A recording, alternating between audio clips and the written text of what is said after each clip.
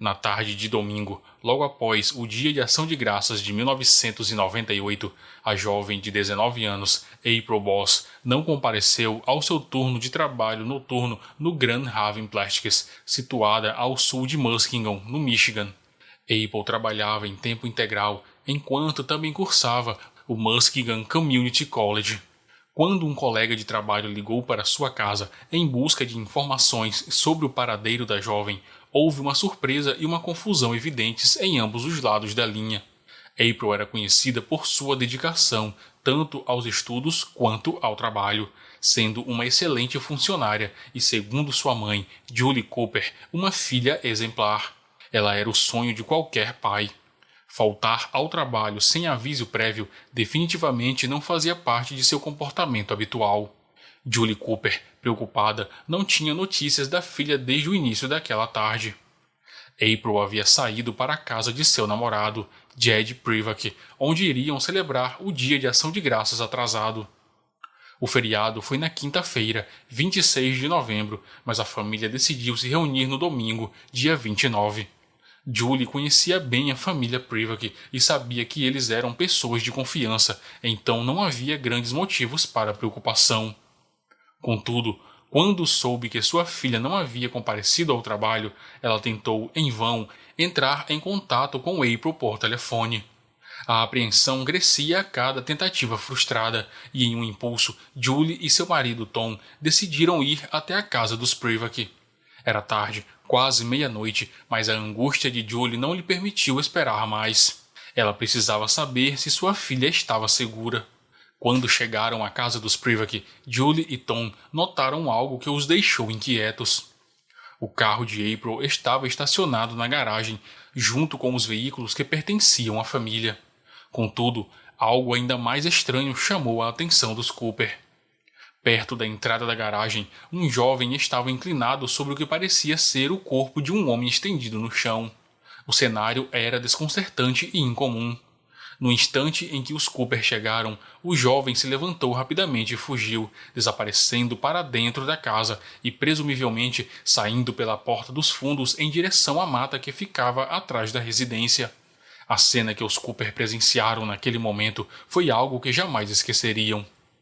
Julie e Tom, alarmados e com os nervos à flor da pele, saíram do carro e correram em direção à garagem. O sangue espalhado por todo o chão e a visão do corpo caído imediatamente deixaram claro que algo estava muito errado. Ao se aproximarem, identificaram o corpo de Steven Privak, pai de Jed. O pânico e a incerteza tomaram conta de Julie, que com a mente fervilhando de perguntas, rapidamente ligou para os serviços de emergência. Durante a ligação, Julie, embora visivelmente abalada, manteve uma calma controlada ao descrever a cena para o operador, tentando passar a informação com clareza, mas logo uma nova preocupação tomou conta de seu coração. Foi então que a verdadeira gravidade da situação se instalou na mente de Julie. O carro de April estava ali, na garagem, estacionado ao lado dos carros da família Privak, mas sua filha não estava em lugar algum. A imagem do corpo de Steven caído na entrada da casa não fazia sentido. Onde estavam os outros membros da família? Onde estava April? Essas perguntas começaram a martelar na mente de Julie, que em um estado de crescente desespero repetia a mesma pergunta várias vezes, a cada instante mais aterrorizada. O que estava acontecendo? Onde estava sua filha? Com a voz tensa de medo, Julie repetiu para o operador dos serviços de emergência: "Onde está o resto das pessoas?" A frase ecoou no ar, sem resposta, como um presságio de algo ainda mais sombrio. Naquele momento, a mãe de April começou a entender o que talvez fosse uma terrível verdade. Sua filha, sua linda e adorada filha, estava desaparecida. O que teria acontecido ali naquela noite fatídica? A resposta estava por vir, mas seria muito mais devastadora do que ela jamais imaginara.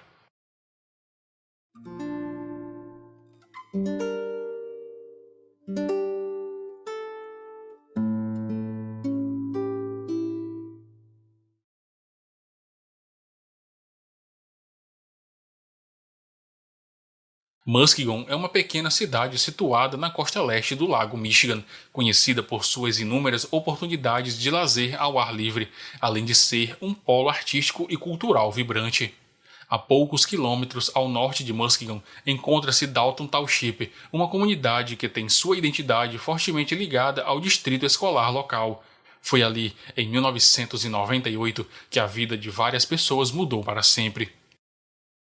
Antes da tragédia que abalou a cidade e sua comunidade escolar, Steven Privack, de 50 anos, era uma figura conhecida e admirada. Ele havia sido professor de ciências da quinta série da escola local durante 25 anos. Steven era querido por seus alunos, respeitado pelos colegas e, além disso, dedicava-se ao comitê de tecnologia da escola, contribuindo com seu conhecimento técnico. Era também um marido dedicado, um pai amoroso e um filho carinhoso. Seu relacionamento com o pai, John Privack, de 78 anos, um viúvo aposentado que trabalhou como operador de impressora, era muito próximo. Eles compartilhavam uma relação de respeito e apoio mútuo. A esposa de Steven, Linda Privack, de 49 anos, era recepcionista em um consultório médico de Muskegon. Linda era uma mulher apaixonada por jardinagem e, inclusive, já havia sido presidente da Western Michigan Herb Society. Como mãe, ela sempre se preocupava com o bem-estar dos filhos, desejando que alcançassem seus sonhos e realizassem seu pleno potencial. O filho mais velho do casal, Jedediah, de 19 anos, conhecido como Jed, era um jovem admirado por todos que o conheciam. Um amigo próximo da família o descreveu como um rapaz educado e gentil. Uma semana antes do Dia de Ação de Graças de 1998, Jed e sua namorada April Boss celebraram o segundo aniversário de seu relacionamento. Eles se conheceram no ensino médio e se formaram juntos na Reeds Puffer High School no ano anterior. Ambos estavam matriculados na Muskegon Community College e tinham planos para seguir para o Western Michigan University, onde continuariam seus estudos e buscariam se tornar professores. Para eles, o futuro parecia promissor e repleto de possibilidades. Jed, com seu talento e dedicação aos estudos, parecia ter tudo para conquistar seus objetivos. Ele estava em um relacionamento estável com April, uma jovem brilhante, e ambos compartilhavam os sonhos de um futuro juntos. O caminho de Jed estava claro, e ele se preparava para trilhar uma carreira de sucesso no campo da educação. Grandes expectativas estavam por vir, e as possibilidades pareciam infinitas para aquele jovem cheio de ambições. Entretanto, o que ninguém poderia prever era que havia uma grande sombra pairando sobre a família. Seth, o irmão mais novo de Jed, viu seu destino tomar um rumo completamente diferente. Embora Seth e Jed tivessem sido muito próximos no passado, seus caminhos começaram a se separar de maneira drástica. Seth não compartilhava das mesmas aspirações acadêmicas de Jed e, ao contrário de seu irmão, não demonstrava interesse em seguir os estudos ou construir um futuro brilhante. Seth, com apenas 18 anos, tinha uma habilidade impressionante de se meter em problemas. Embora ambos os irmãos Privack tivessem trabalhando na mercearia Dalton, foi Seth quem se destacou de forma negativa. Ele foi pego roubando cerveja para vendê-la a menores de idade. Além disso, seu histórico criminal já incluía 2 prisões por furtos em lojas. Um amigo de Seth revelou que em uma ocasião ele havia colocado um galão de gasolina dentro de uma caixa de correio e a incendiado em um ato de vingança contra alguém que ele acreditava ter sido responsável pelo término de seu namoro. Em outra situação, Seth foi responsável por vandalizar uma casa com tinta spray, tudo por causa de uma dívida de $70 que não foi paga.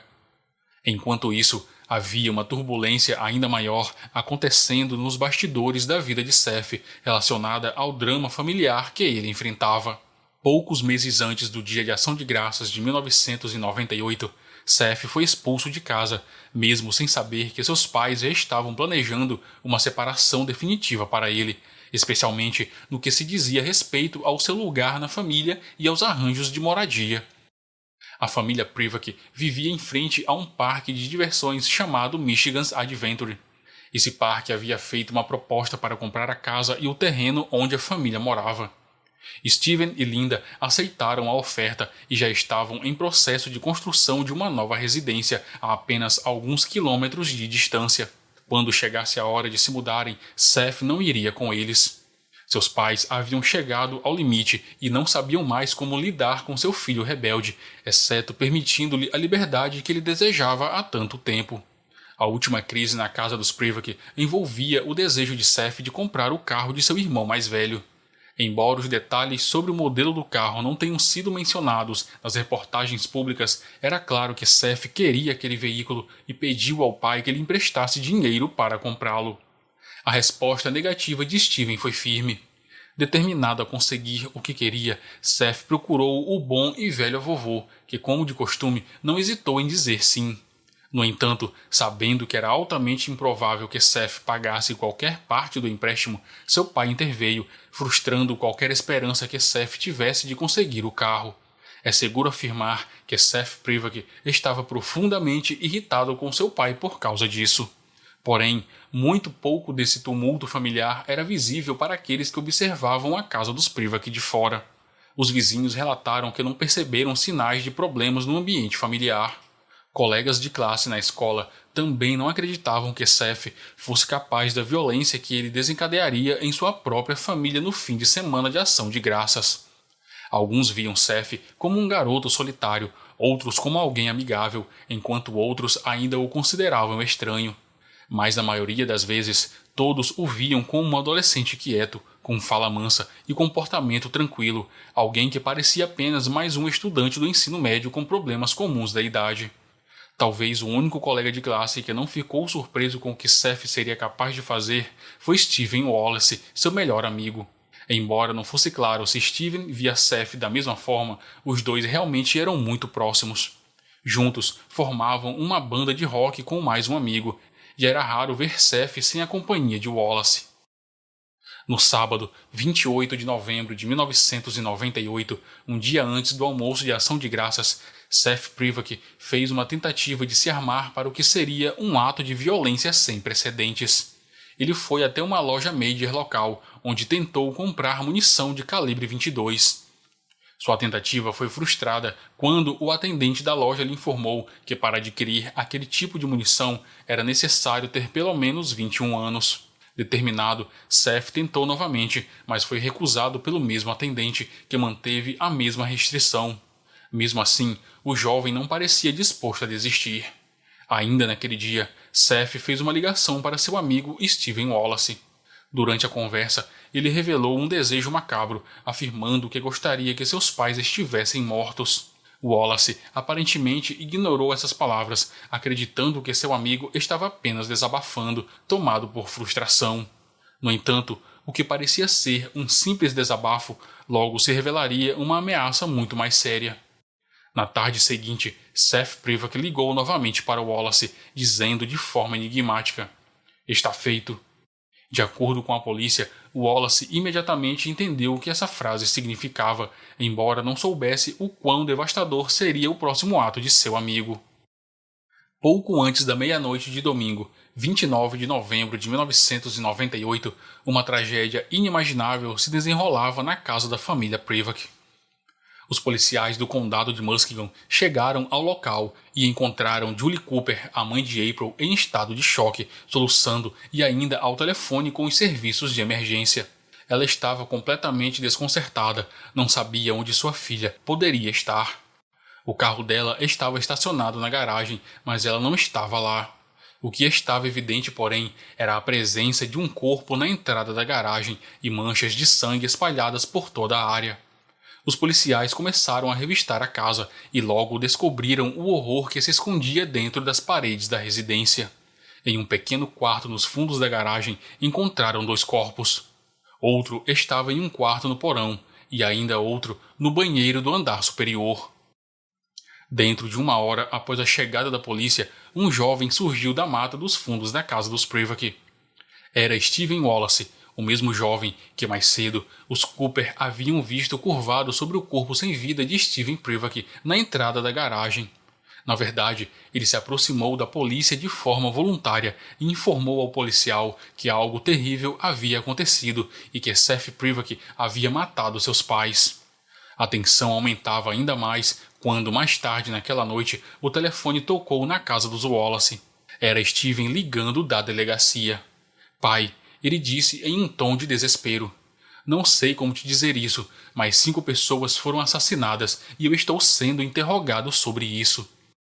Com Steven Wallace sob custódia, a polícia imediatamente iniciou uma caçada para localizar Seth Privak, que ao menos naquela noite conseguiu escapar da ação policial. Na manhã seguinte, a notícia do massacre na casa dos Privak se espalhou rapidamente pela cidade, deixando todos atordoados. A comunidade, composta por professores e alunos, estava em choque. O distrito escolar rapidamente organizou equipes para apoiar os alunos afetados, enquanto conselheiros de distritos escolares vizinhos se ofereceram voluntariamente para ajudar. A escola primária local havia perdido um importante professor e o ensino médio lamentava a morte de 2 jovens recém-formados que tinham um futuro promissor pela frente. A dor e a tristeza estavam presentes em cada canto da cidade. Praticamente todos conheciam alguém que estava diretamente envolvido nesse pesadelo, transformando essa tragédia em um trauma coletivo para a comunidade. Na Reeds Puffer High School, Gianna Simonelli já havia chegado ao seu limite. O dia estava sombrio e chuvoso, e a tristeza parecia tomar conta de todos ao seu redor. As lágrimas eram visíveis em muitos rostos, e Gianna sentia-se sufocada pela atmosfera pesada. Ela precisava sair de lá, precisava de um respiro. Decidida, ela deixou a escola sem olhar para trás. Enquanto dirigia pela Weber Road, Gianna avistou um homem pedindo carona. O tempo estava cada vez mais desagradável, com a chuva caindo incessantemente, mas para sua surpresa, ela sentiu um impulso inexplicável de parar. Gianna, uma jovem que sempre foi cautelosa, nunca pegava caroneiros. Ela sabia dos riscos envolvidos e o instinto lhe dizia que deveria manter distância, mas algo naquele momento a fez agir de forma diferente. Ela parou o carro e antes que pudesse processar totalmente o que estava fazendo, o homem entrou no veículo. Era Seth Privak. Gianna sabia muito bem quem ele era. Ela não precisava ser avisada, pois a polícia e praticamente toda a cidade estava em busca dele. Seth Privak não era um desconhecido. Ele era procurado pela justiça, acusado de crimes terríveis, e o medo tomou conta dela. Mas apesar do pânico crescente, Gianna manteve a compostura, rezando silenciosamente para que aquele encontro não se tornasse fatal. A cada segundo, ela se perguntava se sairia viva dali. Seth, por sua vez, não parecia nervoso. Ele agia como se nada de grave tivesse acontecido, como se não fosse o responsável pelas 5 mortes horríveis encontradas na casa onde morava com sua família. Gianna tentou manter a calma e agir como se não soubesse nada sobre os eventos que o vinculavam aos assassinatos. Ela sabia, mas não podia deixar transparecer. Eles se conheciam praticamente a vida toda, o que tornava a conversa aparentemente fácil, mas por dentro Gianna estava desesperada. Ela temia que a qualquer momento Seth tomasse uma decisão fatal e a matasse, assim como fizera com sua própria família. Com a voz trêmula, ela seguiu as instruções dele e dirigiu até um endereço em Duck Lake Road, que ficava a apenas 5 minutos dali. O caminho parecia se arrastar. Quando finalmente chegaram ao local, Gianna viu Seth sair do carro e se afastar, indo para um destino desconhecido. Com a adrenalina ainda a mil, Gianna acelerou o carro, sentindo um alívio momentâneo por ter sobrevivido ao encontro. Mas antes de sair adiante, ela não hesitou, parou em uma casa logo abaixo, pegou seu telefone e ligou para a polícia. Os policiais chegaram rapidamente ao local indicado por Gianna. Eles se dirigiram à propriedade onde Seth havia sido deixado, uma área isolada, e encontraram seu esconderijo em um celeiro nos fundos da casa. Era ali, naquele celeiro, que ele, junto com Steven Wallace e outro amigo, costumavam ensaiar com sua banda. Embora o frio e a chuva fossem intensos, Seth não ofereceu resistência. Quando a polícia o localizou, ele estava encolhido, tremendo, mas se entregou sem lutar. Era evidente que ele sabia que não havia escapatória. Steven Wallace, o outro adolescente que estava sob custódia policial desde a noite anterior, não parecia demonstrar qualquer remorso pelos acontecimentos. Apesar disso, ele cooperou com a investigação, dando informações cruciais. Seth, no entanto, optou por permanecer em silêncio. Exigiu a presença de um advogado, e foi isso que fez. Mas no dia seguinte, ele fez uma mudança radical em sua postura. Seth decidiu confessar seus crimes ao detetive-sargento Dennis Edwards, do departamento do xerife do condado de Muskegon. Seth Privak não teve uma boa relação com seu pai nos últimos anos. As discussões eram constantes, muitas vezes por motivos banais, e sua mãe sempre tomava partido do marido. A situação se agravou nos últimos 6 meses, com seu irmão se afastando de Seth, apoiando os pais e criticando suas falhas. No dia do crime, após uma discussão acirrada, seu pai lhe disse que não o amava mais e exigiu que ele se mudasse de casa. Com raiva e desespero, Seth foi até o armário de seu pai, pegou uma pistola calibre 22 e carregou o pente. Quando seu irmão estava sentado na sala, Seth o matou com um único tiro na nuca. Em seguida, arrastou o corpo para o andar de baixo para esconder. Quando seu pai chegou em casa acompanhado de seu avô, Seth estava esperando. De forma fria, ele os matou da mesma maneira, ambos com um tiro na nuca. Seu avô ainda estava vivo quando foi atingido novamente. Enquanto isso, sua mãe estava no chuveiro e não sabia o que estava acontecendo. Quando saiu, Seth a matou de forma semelhante. Ele não sabia que sua cunhada April iria jantar com a família, mas ao vê-la entrar na casa, fez o mesmo com ela. Sentindo-se perdido, ele ligou para seu amigo Steven Wallace e contou o que havia feito. Steven ficou chocado, mas Seth o implorou para ajudá-lo a limpar a cena do crime. Steven chegou na casa e, após um momento de hesitação, ajudou Seth a enrolar os corpos em lençóis e escondê-los na oficina ao lado da garagem. A arma do crime foi levada por Steven, que não revelou a Seth onde a jogou. Eles tentaram fazer parecer que a casa havia sido roubada, colocando objetos no porta-malas do carro, mas durante a operação foram surpreendidos por um carro que se aproximava. Eles correram para um terreno vazio e tentaram se esconder, mas o medo de serem pegos pela polícia os fez fugir por várias ruas, sempre evitando as luzes e os cães farejadores. Seth correu até o amanhecer, finalmente se refugiando em um pinheiro. Quando achou que estava seguro, se dirigiu para a casa de um amigo, planejando tirar a própria vida. No entanto, ao chegar lá, percebeu que não conseguiria seguir com o plano. Ao ser encontrado pela polícia em um celeiro, Seth foi preso. Durante o interrogatório, ele demonstrou remorso profundo, dizendo que se arrependeu profundamente do que fizera. Ele afirmou que quando fugiu não estava tentando escapar, mas buscando uma maneira de fugir da dor de viver consigo mesmo após o massacre que cometeu. Antes de sua confissão, Seth Privak fez algo verdadeiramente grotesco. Tentou de maneira desesperada culpar seu irmão morto Jed pelos assassinatos. Ele alegou que o massacre havia sido parte de um pacto de assassinato que deu errado. Essa tentativa de desviar a culpa não só foi repulsiva, mas também refletiu a gravidade do desespero de Seth em tentar evitar a responsabilidade por suas ações horríveis.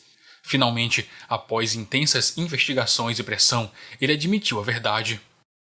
Ele, junto com Steven Wallace, foi acusado de 5 homicídios. A fiança para cada um foi fixada em $5 milhões, um valor exorbitante que garantiria que ambos permaneceriam presos na cadeia do condado de Muskegon por algum tempo. Enquanto isso, as investigações continuavam, com os investigadores aprofundando-se nas evidências e tentando entender o papel de Steven Wallace no massacre ocorrido na casa da família Privak. A comunidade de Muskegon, devastada pelo que havia acontecido, sentiu a dor e a perda, mas também se uniu em um gesto de solidariedade, tentando honrar as vidas que haviam sido tragicamente tiradas. O pesar era imenso, mas também havia uma determinação de lembrar com dignidade os entes queridos perdidos. Na busca por encontrar alguma forma de consolo, um serviço memorial foi organizado na Reeds Puffer High School, um lugar familiar para muitos da comunidade. Pessoas que haviam sido tocadas pelas vítimas de maneira profunda se reuniram ali e a cerimônia foi marcada por um misto de emoções intensas. Muitos daqueles que estavam presentes tinham sido amigos próximos ou familiares das vítimas, enquanto outros, embora não os conhecessem pessoalmente, sentiam a perda como se fosse própria. Ao se aproximarem da escola por um dos lados, os enlutados encontraram um toque simbólico na igreja, onde uma placa com uma mensagem comovente os recebia. Escolas e comunidade Ritz-Puffer, tenham certeza de nossas muitas orações por vocês, dizia a placa. Um simples, mas tocante lembrete de que a dor das perdas não se limitava às famílias envolvidas, mas tocava toda a comunidade. O memorial foi um evento que reuniu centenas de pessoas, cada uma trazendo consigo suas próprias memórias e sentimentos. Amigos e conhecidos compartilharam histórias sobre os entes queridos que haviam partido. Lembraram de John Privack como um avô carinhoso e dedicado, que sempre tinha uma palavra amiga ou um gesto de bondade. Falaram sobre Linda, que tinha sido uma amiga extremamente atenciosa e generosa, sempre pronta para ouvir. As lembranças se estenderam para as viagens de pesca de Steven, sempre com risos e histórias sobre como Jed, por um acidente cômico, havia molhado a calça com óleo de motor enquanto trabalhava em seu carro. Mas foi a lembrança de April Boss que realmente tocou os corações.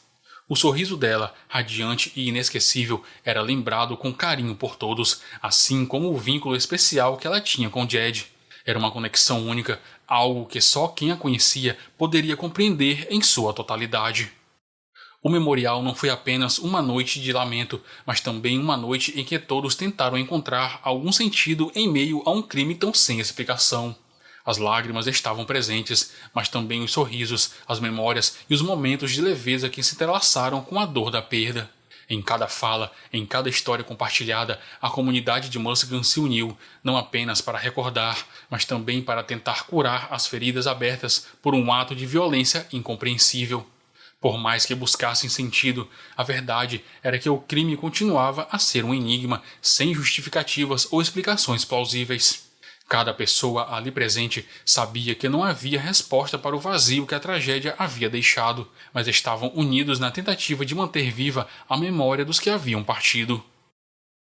Enquanto a comunidade ainda estava em choque, os investigadores não demoraram a reunir uma imensa quantidade de evidências forenses contra Seth Privack. As provas encontradas, somadas à sua confissão, tornavam o caso claro como água. O destino de Seth parecia estar definitivamente selado. Após uma investigação minuciosa, as autoridades finalmente chegaram à conclusão de que Steven Wallace não tinha qualquer envolvimento direto nos assassinatos de April e da família Privack. Com isso, as acusações de assassinato contra ele foram formalmente retiradas. Sua fiança, que antes era exorbitante, foi reduzida a um valor mais acessível, permitindo que seus pais pagassem para tirá-lo da prisão e levá-lo de volta para casa.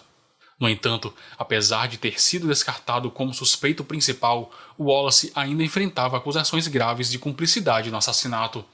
Além disso, Seth havia mencionado que Wallace havia escondido a arma do crime. A arma foi descartada em um lago próximo, mas foi recuperada rapidamente por uma equipe de mergulhadores da polícia. Wallace enfrentaria mais acusações devido a essa ação. Enquanto a investigação sobre Wallace continuava, Seth Privack, em um momento de aparente rendição, declarou-se culpado. Suas palavras eram ditas baixinho, quase inaudíveis, à medida que cada acusação contra ele era lida em voz alta. Sua voz, um sussurro tímido, era um contraste gritante com as declarações arrogantes feitas anteriormente, quando ele parecia duvidar que realmente seria preso. O juiz, após avaliar todas as evidências, o condenou a 5 penas de prisão perpétua, uma para cada vítima brutalmente assassinada por ele. O juiz deixou claro que não haveria possibilidade de liberdade condicional para o criminoso. Tony Tager, promotor do condado de Muskegon, foi direto ao ponto e expressou o pensamento de muitos presentes. Seth Privack tem sorte do Michigan não ter pena de morte. Este caso certamente merecia tal pena. Alguns meses após a condenação de Seth Privack, o julgamento de Steven Wallace começou.